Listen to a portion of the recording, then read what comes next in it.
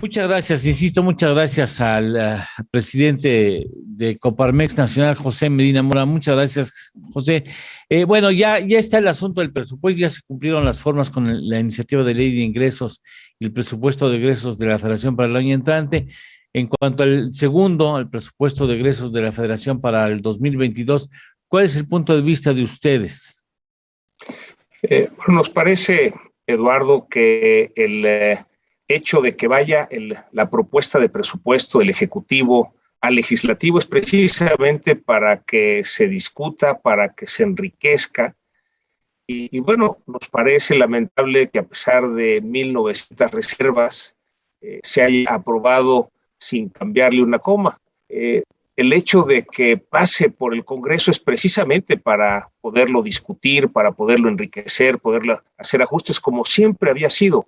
Esa es la importancia del legislativo. Nos parece que, por ejemplo, algunas de las reservas que tienen que ver con la importancia de apoyar la reactivación económica, especialmente con créditos a la micro y pequeña empresa, eran muy importantes. Se presentaron en tribuna, sin embargo, se votaron en contra. También el hecho de que hubiera recursos en salud para que haya suficientes medicamentos, para que haya dinero para la atención preventiva, así como en la educación para recuperar la infraestructura educativa que ha sido de alguna manera dañada por el abandono en la pandemia. En fin, hay muchos rubros en donde estas reservas que hicieron diputados de muchos partidos, pues finalmente, a pesar de estar bien fundamentadas, de ser expuestas en tribuna, fueron votadas en contra. Entonces, nos parece que lo lamentable es que no haya esa apertura al diálogo para enriquecer las propuestas.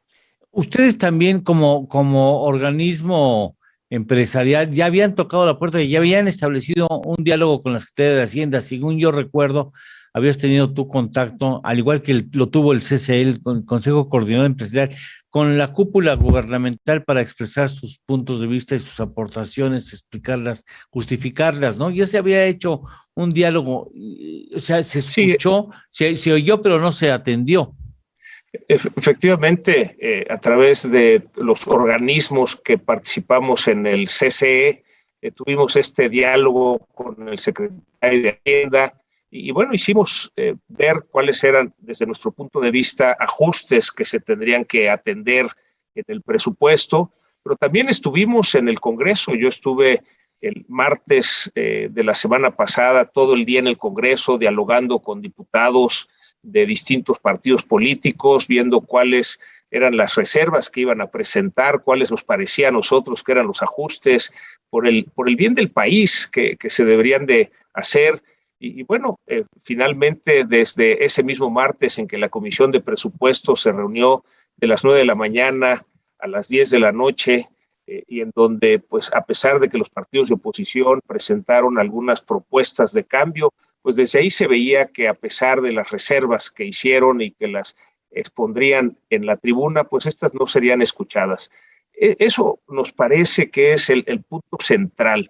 Tenemos que abrirnos al diálogo, escuchar al otro, hacer los ajustes que sean necesarios, de tal manera que, por ejemplo, la Comisión de Turismo había propuesto que se dedicara una porción muy pequeña del presupuesto de turismo hacia los pueblos mágicos. Pues fue votada en contra y así cada una de las propuestas para la reactivación económica, para el apoyo a la micro y pequeña empresa, para el apoyo a la salud, para el apoyo a la educación. Es cierto que muchos de los rubros que están en el presupuesto son necesarios, no estamos diciendo que no sean necesarios, sino simplemente cuando los recursos son limitados, tienes que poner prioridades, y el hecho de que distintas perspectivas pongan sobre la mesa su punto de vista hace que esas perspectivas enriquezca la propuesta. Eso es lo que no tendremos ahora este año, Eduardo. Es lamentable. O sea, cuando ustedes tuvieron contacto con la gente de la Secretaría de Hacienda, con el gobierno federal, hay veces que tú te das cuenta, no, nos están tirando a locos. Uno se da cuenta que hay receptividad, que hay empatía en la otra parte. ¿Ustedes notaron que había interés, que les hacía la lógica con quienes platicaron y que a lo mejor habría posibilidad, o sí sintieron que no había sido recibida con mucha frialdad No, sus por inquietudes? parte del secretario de Hacienda fue recibido con mucha apertura a los comentarios que hicimos.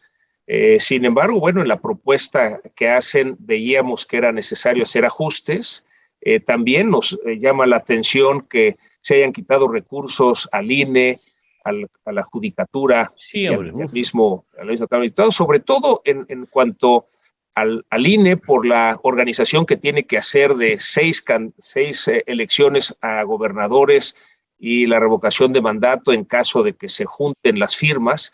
Y por otro lado, el Consejo de la Judicatura, en donde ya tenemos una ley que los juicios laborales pasarán del Ejecutivo al legislativo, al judicial, perdón, como se está haciendo ya en algunos estados. Y esto requiere recursos, es un cambio sustancial, y entonces preocupante que quiten recursos para tanto el INE como el Consejo de la Judicatura.